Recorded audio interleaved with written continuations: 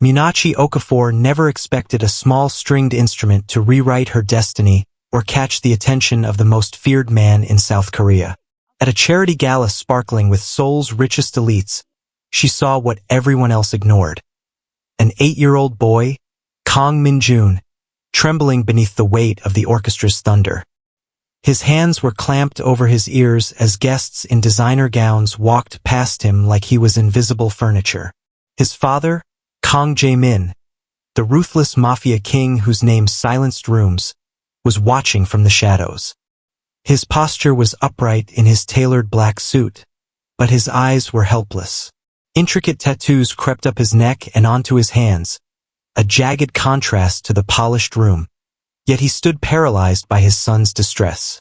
When Munachi, vibrant in her earth-toned Ankara top, knelt and gently guided the boy's hands onto the strings of her small ukulele, the ballroom froze. She didn't know she was breaking a rule no one dared break.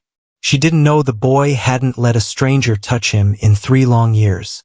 But as her fingers moved in a slow, rhythmic pattern, Min-Joon's focus shifted. His expression turned from fear to calm concentration. When the boy's fingers finally curled near hers to strum a note, something inside the Shadow Emperor snapped and aligned entirely around her. Welcome to our story. If you're already hooked by this improbable connection, hit that notification button, because this journey is about to get dangerously personal. 3 weeks before that night, Munachi had been staring at the life she was leaving behind.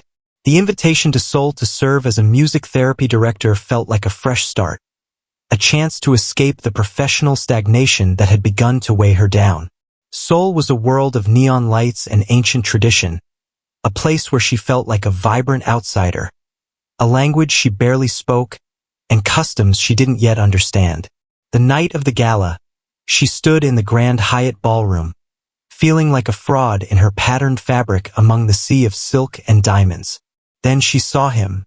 Min-Joon was sitting alone at a table, his body rigid, rocking in a rhythm of sensory overload that the elites ignored. Munachi moved without thinking. She gave him space, kneeling slowly to make herself less threatening. She didn't see the guards or the intense focus of Kang Jae-Min watching her every move. She only saw a child suffering in silence. She offered him a connection on his terms, proving through her stillness that she wasn't going anywhere. When those small fingers finally touched the instrument, the world narrowed to just the two of them, and the man who realized he had just witnessed a resurrection. Before the gala, before the music, and before the heavy gaze of Kang Jae-Min, there was the silence of a life coming apart. Munachi Okafor stood in her empty Chicago apartment, her breath hitching as she stared at cardboard boxes she couldn't bring herself to tape shut. The eviction notice sat on her kitchen counter, 30 days. That was all the time she had left before the landlord changed the locks and her world collapsed completely. It wasn't supposed to be this way. Munachi had built a career she loved as a music therapist at a renowned children's hospital, spending 8 years helping nonverbal kids find their voices through rhythm and melody. She believed in the science of sound and the patience of the human heart. But then the budget cuts came, followed by the layoffs and finally the slow, humiliating descent into debt. Her phone buzzed constantly with collection agency calls she had no way of answering.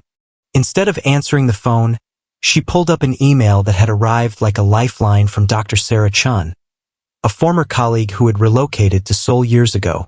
There was a position at the Young Foundation Sarah had written, a music therapy director role.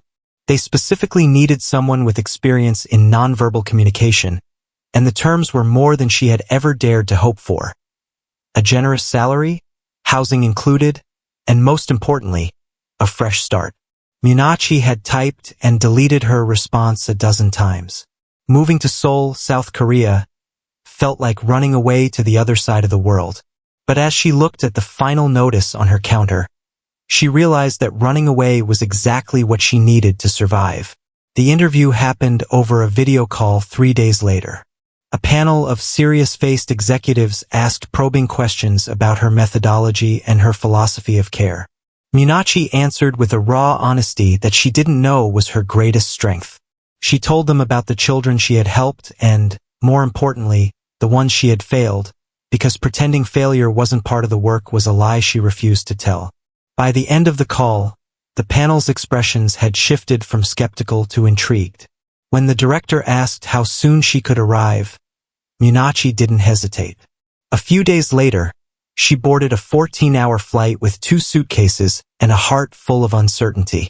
The city of Seoul overwhelmed her the moment she stepped off the plane. It was a cacophony of neon lights and ancient temples, cutting-edge technology and centuries-old tradition. She walked through the airport feeling every bit the outsider. A woman of vibrant Nigerian heritage, in a land of porcelain skin and customs she didn't yet understand. The Young Foundation had arranged temporary housing in a modest, clinical apartment near Gangnam. It was small but clean, offering a view of the Han River that took her breath away whenever the city lights reflected off the water. Her supervisor, Director Park, was a brisk woman in her 50s with sharp eyes and a surprisingly warm smile. She warned Munachi immediately that her miracles wouldn't be expected, only her patience. Director Park handed her a folder containing 12 assigned cases: children with autism, selective mutism, and trauma-related communication disorders. But there was a catch. Before she could even begin her sessions, she was informed that the Foundation's annual charity gala was that Saturday. Attendance was mandatory for senior staff. When Munachi mentioned she had nothing appropriate to wear, the Foundation sent a dress of burgundy silk, elegant and figure-hugging, designed to tame her natural curls into soft waves. Her natural beauty, highlighted by subtle makeup that made her brown eyes pop, felt like a mask. She felt like a fraud, a therapist playing at being a socialite. Her phone buzzed with a final text from Sarah Chun. "You're going to be amazing. Also, stay away from the Kangs. Trust me on this. Google them, then run in the opposite direction." Munachi frowned at the screen, the name Kang echoing in her mind. She didn't have time to Google anyone. The car was waiting to deposit her at the Grand Hyatt, where the ballroom was a fantasy of crystal and gold. She didn't know then that she was walking into a political minefield, or that the dangerous man Sarah warned her about was the only one who would truly see her. She only knew that she was a long way from Chicago, and for the first time in years, the silence of her life was about to be filled with music. The Grand Hyatt Seoul was a fortress of crystal and gold, a place where chandeliers dripped light onto marble floors and the air hummed with the quiet, terrifying weight of old money and new power. Munachi stood near the grand staircase, feeling the sharp sting of eyes on her. In her earth-toned Ankara top, she was a vibrant, rhythmic pulse against a sea of monochrome silk and clinical diamonds. These were people who funded foundations to feel good about themselves, not people who understood the grit of the work she did. She catalogued the room with a therapist's eye, noting the forced smiles and the subtle hierarchies, until her gaze caught on a jagged edge in the perfection. At a table near the edge of the ballroom sat a boy who looked like a small, trapped animal. It was Kang Min-Joon. He wore a miniature suit that probably cost more than Munachi's life savings, but his posture was a scream of distress.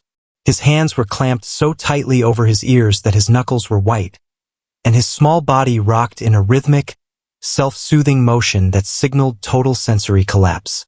To the elites of Seoul, he was invisible, a glitch in the gala's programming that they simply stepped around. Then she saw the man watching him. Kang Jae-Min stood a few yards away, surrounded by men who seemed to stop breathing when he spoke. He was devastatingly handsome in the way a marble statue is, cold, flawless, and immovable. His dark navy suit was tailored to perfection, but it couldn't hide the intricate tattoos that crawled up his neck and onto the backs of his hands, a silent warning of the violence he commanded.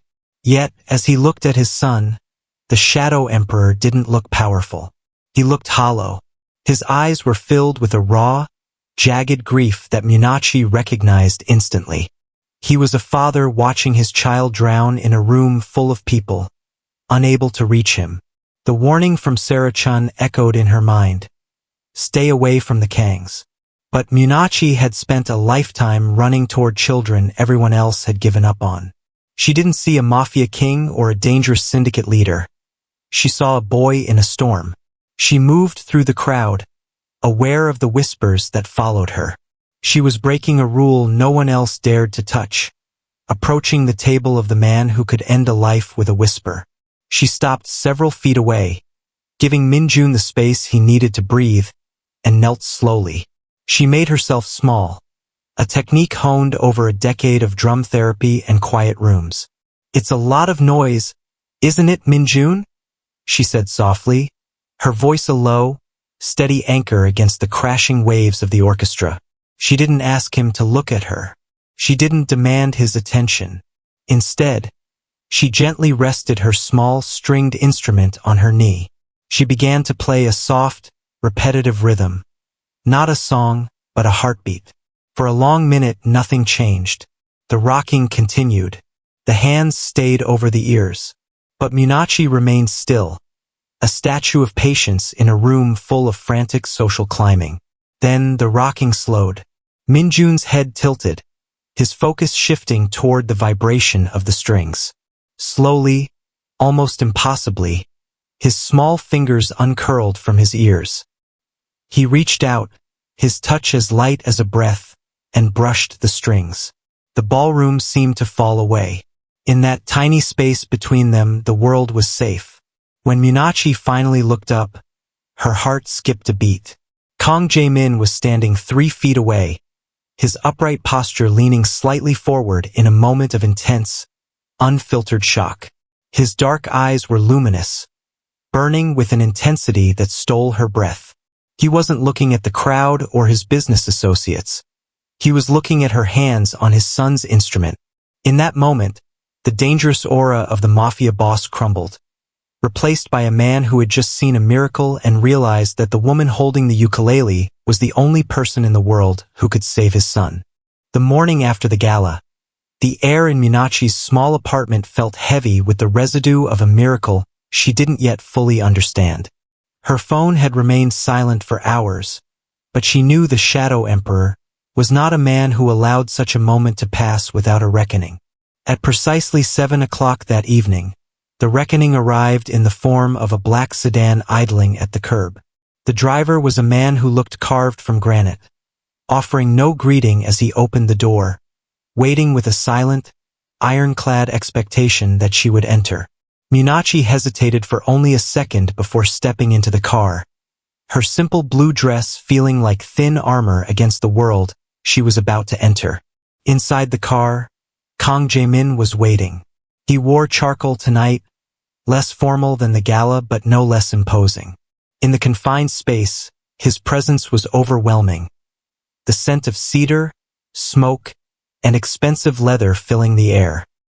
His dark eyes swept over her with an intensity that made her skin warm, tracing the lines of her face as if searching for a secret.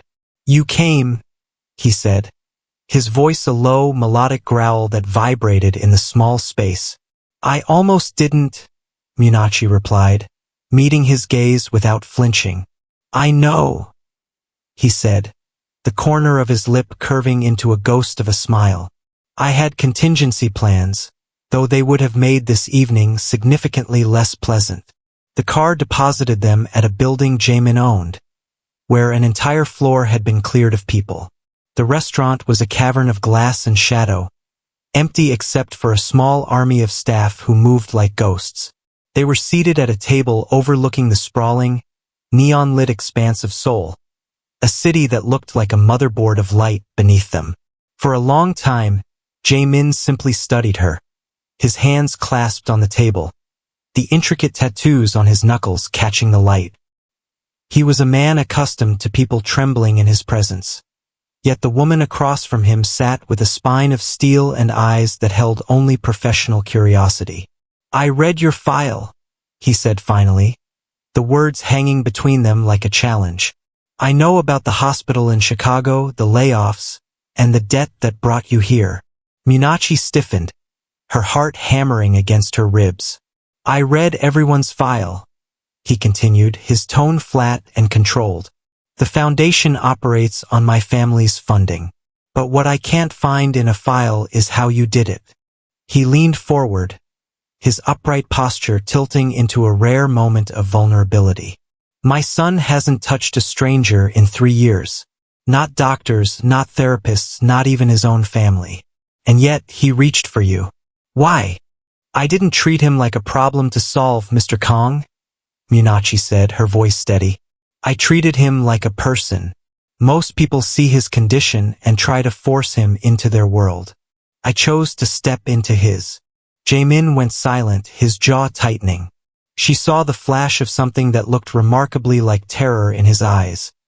A visceral fear that his power, his wealth, and his empire were useless in the face of his son's silence. He was a man who ruled with iron, but he was terrified by the connection a stranger had built with a few notes on a ukulele. Name your terms, he said, his voice raw. Whatever resources you need, equipment, specialists, an entire department, I will make it happen. I will rearrange my empire to accommodate your schedule if it means you can bring him back to me. Munachi watched him, fascinated by the way the Shadow Emperor was willing to crumble for the sake of a child. She saw past the reputation and the dangerous aura to the hollow, grieving father beneath. I don't want your money, Jae-Min, she said quietly, using his name for the first time and watching his breath hitch. I want your trust. I need to work with him where he is comfortable, and I need you to understand that I won't take orders when it comes to his care. Jae-Min stared at her, mesmerized by her lack of fear. Every other person in his life looked at him with a desire to please or a dread of failure, but Munachi looked at him as if they were equals. He realized then that he hadn't just found a therapist for his son.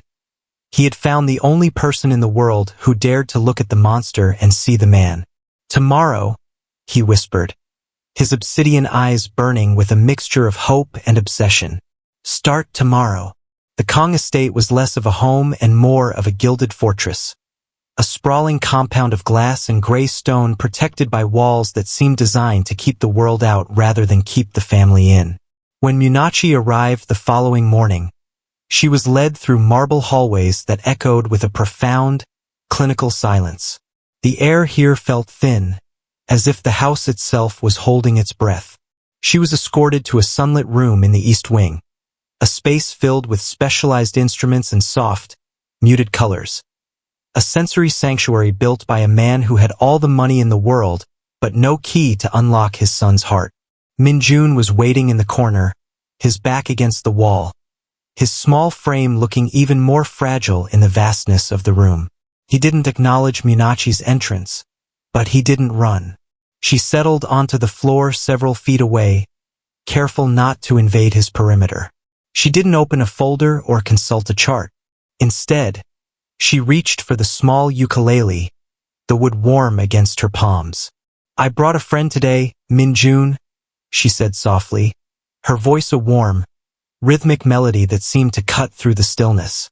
She began to strum a simple 3-note pattern, a gentle call into the silence. For 30 minutes, nothing changed. She played with a patience that was ancestral, a steady heartbeat of sound that asked for nothing in return. In the shadows of the doorway, Kang Jae-Min stood motionless. He had traded his suit jacket for a silk waistcoat, but his presence remained an anchor of intense, dark energy. He watched with widened eyes, his breath hitching as he witnessed a scene he had long ago deemed impossible. He saw the way Munachi leaned toward his son, her genuine smile and encouraging body language creating a safety net of emotional warmth. He saw the intricate tattoos on his own hands clench into fists as he battled the urge to intervene, to demand results, to exert the control that was his only currency. Then the miracle deepened. Min-Joon moved. He didn't just touch the instrument. He reached for it. With a concentration that made his small face look solemn, he took the ukulele from Munachi's hands. He remembered the pattern. His fingers, small and hesitant, found the strings. Pluck, pluck, pluck. It wasn't just noise. It was the 3-note call Munachi had been playing. Min-Joon looked up, his eyes meeting hers for a fleeting, electric second, and he offered a ghost of a smile. He was playing his first song, a tiny, fragile bridge built of wood and wire. The sound of the instrument seemed to shatter the cold mask Jae-Min had worn for a lifetime. He stepped into the room, his upright posture crumbling as he sank into a chair, his mouth parted in a silent gasp of disbelief. He wasn't the Shadow Emperor in that moment.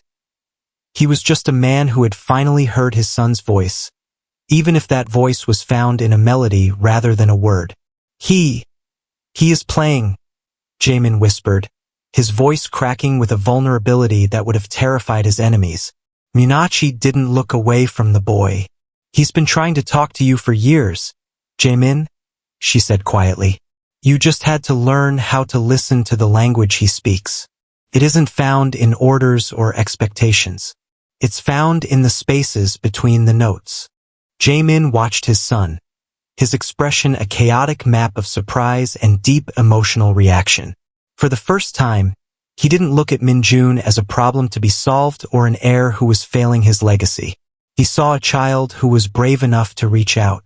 As Munachi guided the boy's hands gently back to the strings, Jae-Min felt a strange, terrifying heat in his chest. He realized that the cold, ruthless world he had built offered no protection against the light this woman had brought into his home. He was learning to listen, and in the quiet harmony of the music room, he realized he was finally starting to hear the truth about his own heart. The golden age of the music room felt like a fragile bubble, and outside the walls of the estate, the air was cooling with the threat of a coming storm. Jae-Min had begun to change, his edges softening whenever he heard the clumsy, beautiful notes of Min-Joon's ukulele. But his world was built on a foundation of blood and ice, and it did not forgive such shifts. His rivals had been watching, cataloging every moment he spent listening to melodies instead of monitoring his borders. They had finally found what they were looking for, a crack in the Shadow Emperor's armor. Munachi was leaving the Foundation's office later than usual. The Seoul streets were a blur of neon and rain, the humid air clinging to her skin. She had just finished a call with her mother in Nigeria, her heart feeling light and full of hope as she described the progress Min-Joon was making.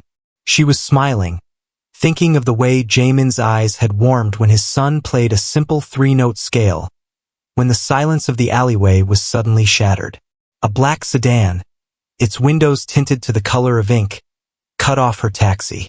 Before she could scream, two men in sharp suits wrenched open her door. Their expressions were cold, professional, and devoid of mercy. A cloth, smelling of chemicals and malice, was pressed against her face. Munachi fought, her mind racing to Min-Joon and the promise she had made to never leave him. But the world quickly dissolved into a terrifying, heavy darkness. When Jae-Min received the call, he was in his study, tracing the wood of a new instrument he had intended to surprise Munachi with. His most trusted lieutenant, Junwoo, stood by the door, his face a mask of grim news. "They have her," Junwoo said, his voice barely a whisper. "Chairman Park's men. They took her 2 blocks from the Foundation." Jae-Min's world didn't just break. It detonated. He went absolutely still, a silence more terrifying than any shout. He reached for his phone, his intricate tattoos looking like shadows of ancient sins against his pale skin as his knuckles turned white. "I have something of yours, Emperor," a voice crackled on the other end. It was Chairman Park, oily, smug, and smelling of old betrayals. "The Nigerian lady. She is quite the miracle worker, isn't she?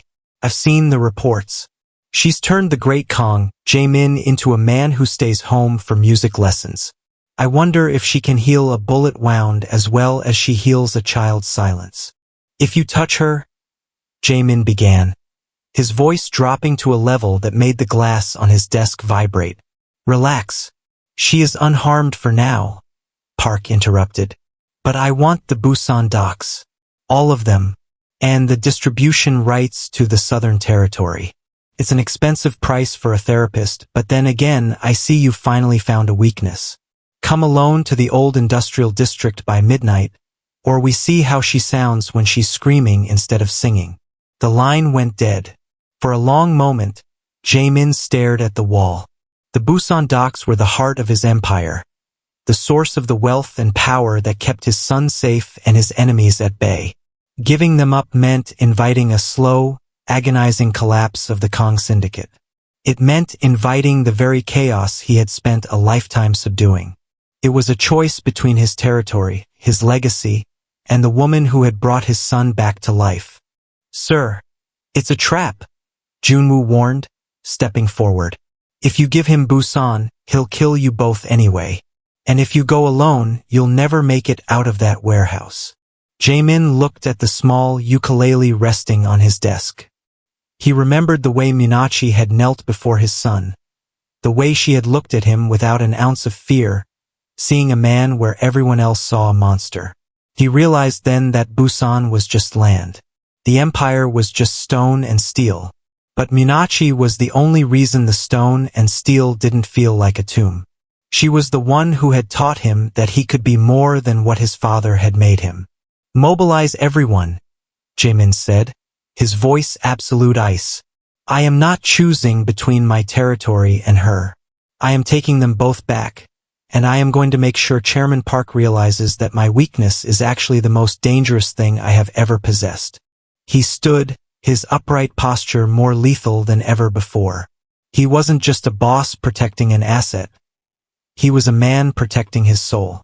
As he walked toward the door, his hands clenching into fists, the Shadow Emperor was gone. In his place was a father and a man who was ready to burn the world down to keep a single light from flickering out. He would show them that when you threaten the heart of a dragon, you don't get his docks, you get his fire.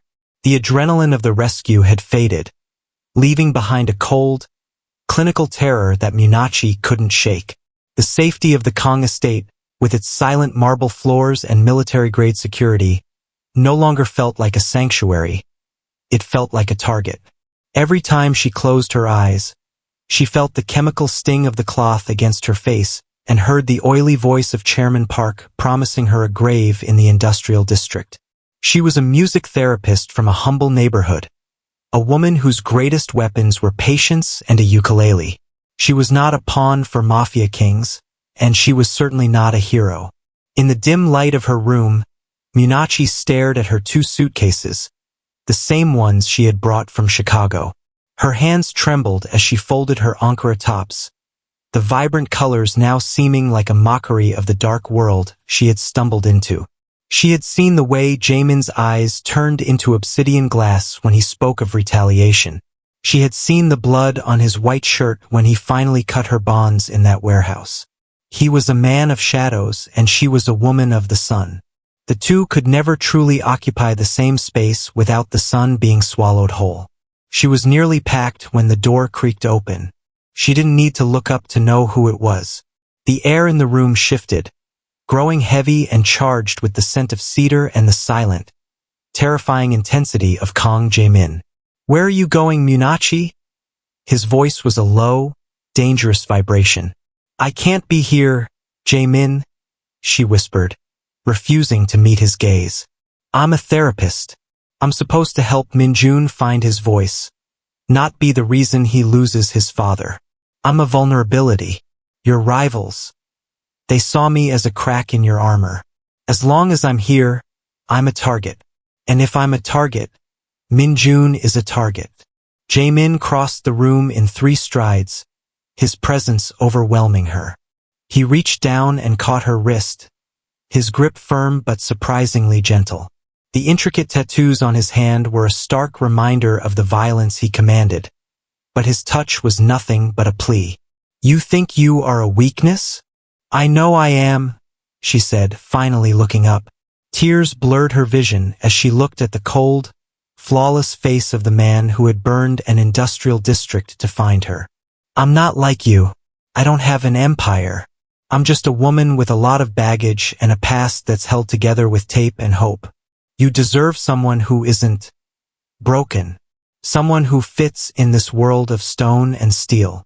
Jae-Min let go of her wrist and instead cupped her face in his hands. His thumbs traced the line of her jaw, his dark eyes luminous with a raw, jagged emotion she had never seen before. You think these walls I've built make me whole? I've spent my entire life making myself untouchable. Munachi. I've made myself a statue of marble so that no one could hurt me. And then you walked into that ballroom, and you knelt before my son like he was precious. You didn't care about the reputation or the fear. You just saw him. He leaned his forehead against hers, his breath hitching. I've spent 3 years in the dark. Min-Joon was disappearing, and I was hollow. You are the only person who dared to look at us and see people instead of problems. You think your past, your struggles, and your fear make you cracked? In my world, everyone is perfect and everyone is a liar. But you are real. He pulled back slightly, his obsidian eyes burning into hers. There is an old saying, Munachi, it's the cracks that let the light in. You aren't the weakness in my armor. You are the light that showed me I was living in a tomb.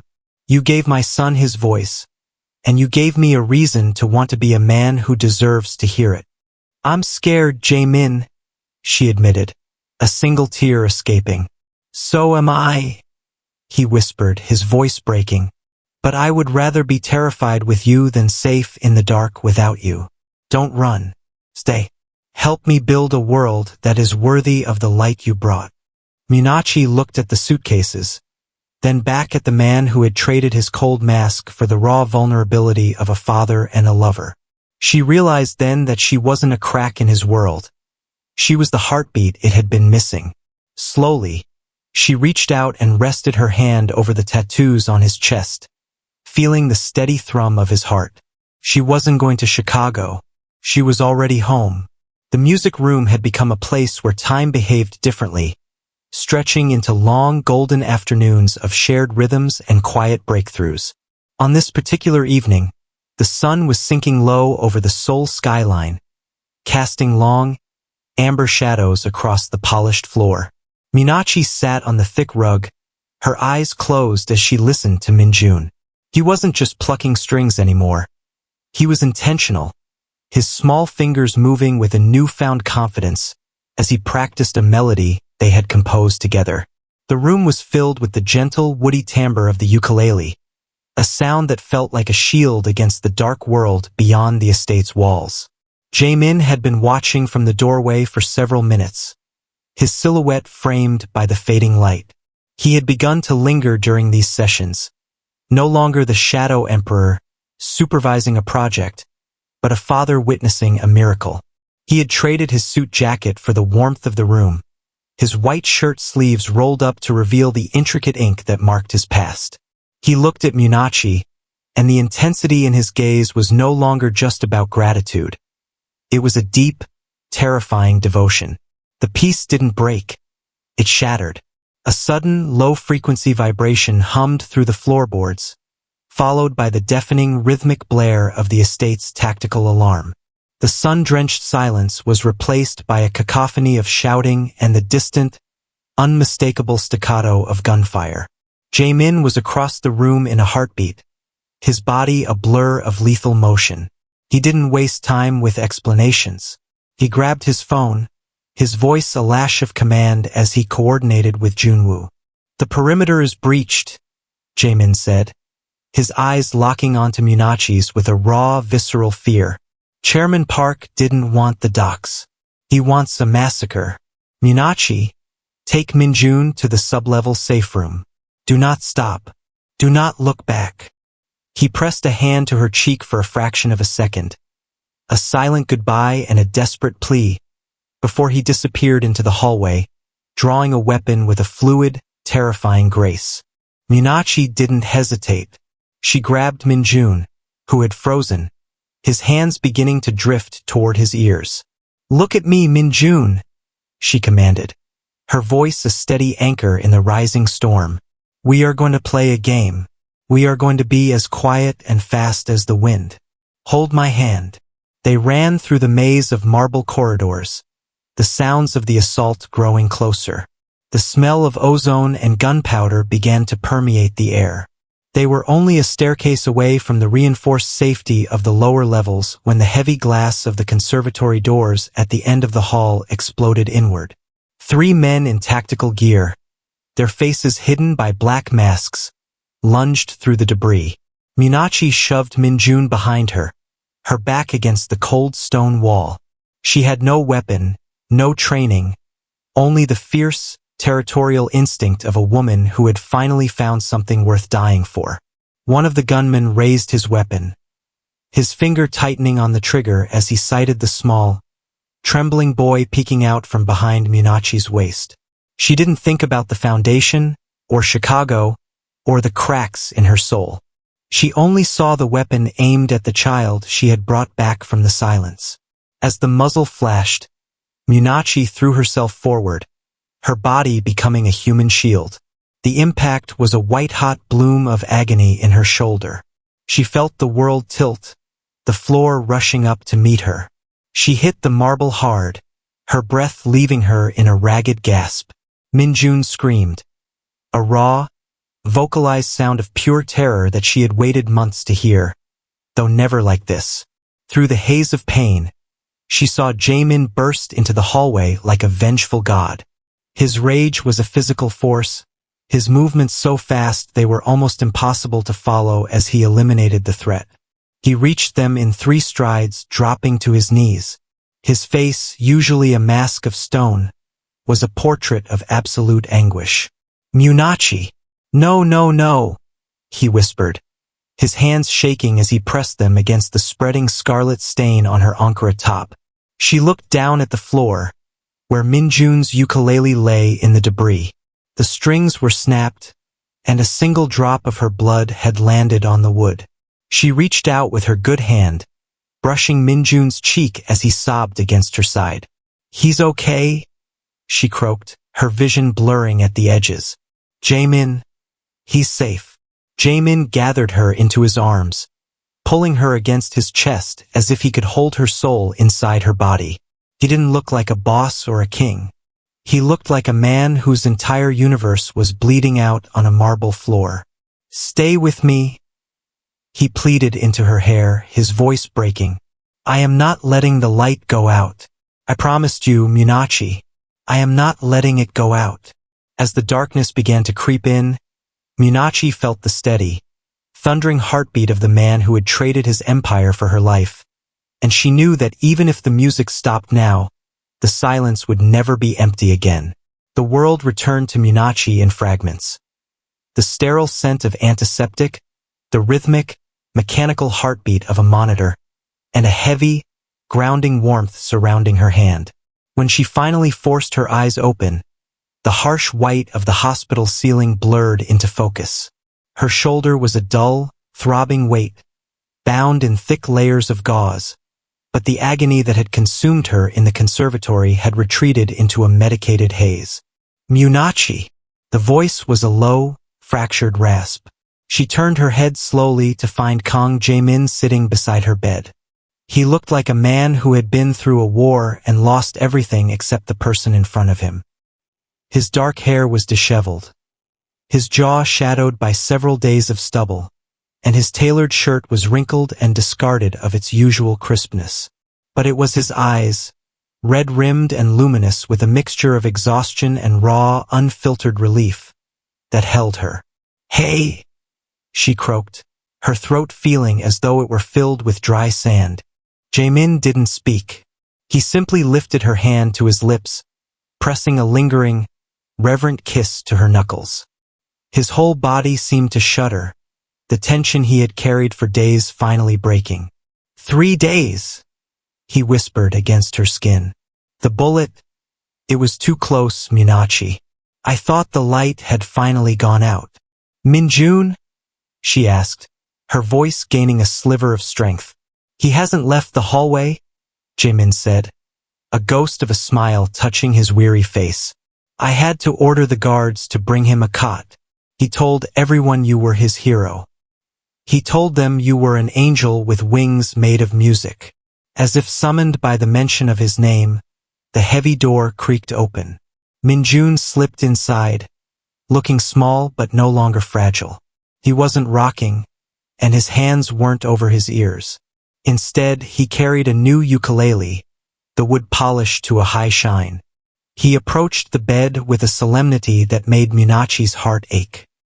He climbed onto the edge of the mattress with a grace she hadn't seen before and rested his head carefully against her uninjured side. "You stayed," Min-Joon whispered, his voice clear and unmistakable. "You promised you wouldn't leave, and you stayed." Munachi reached out with her good arm, stroking his hair.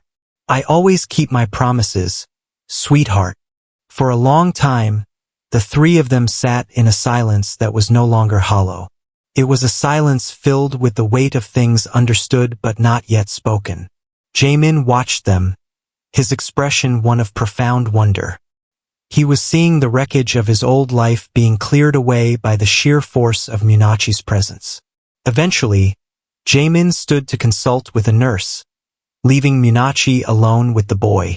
Min-Joon looked up at her, his dark eyes strikingly perceptive. He leaned closer, his voice dropping to a conspiratorial whisper.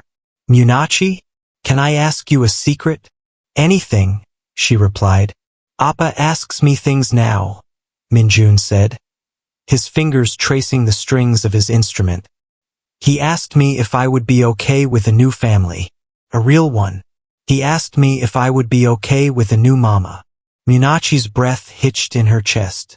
She looked toward the door where Jae-Min stood, his back to them as he spoke quietly into his phone, his posture still upright and powerful.